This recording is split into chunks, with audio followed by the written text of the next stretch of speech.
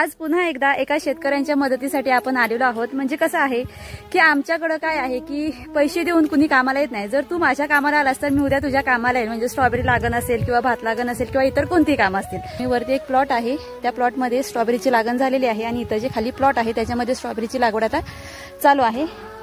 आता इथे एक पॉइंट तुम्हाला असं दाखवायचं आहे की आम्ही शेतकरी, आमच्या सोबत एक कपल आहे जे मुस्लिम कपल आहे। अगदी एका जीवानं एका मनानं इथं काम केलं जातंय। या समोर दिसत आहेत त्या मुस्लिम ताई आहेत आणि त्यांचे हे मिस्टर आहेत। एकत्र बघा कसे मिळून मिसळून काम करत आहेत। प्रत्यक्षात बघायला गेलं तर संपूर्ण समाज हा सर्व समाजाला घेऊन एकत्र राहत आहे आणि या समाजामध्ये अशी कोणतीच वादविवाद नाहीयेत, आपापसात कुठलीच भांडणं नाहीयेत किंवा तक्रार नाहीये। फक्त कसं आहे की स्वतःचं कुठेतरी अस्तित्व टिकवण्यासाठी समाजामध्ये अशा वाईट गोष्टी पसरवल्या जातात आणि या असल्या गोष्टींना आपल्याला बळी पडायचं नाहीये।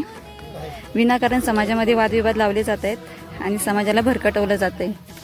आपल्या भारत देशात खूप वेगवेगळ्या प्रकारची वेगवेगळ्या संस्कृतीची, जातीची, धर्माची लोक राहतात।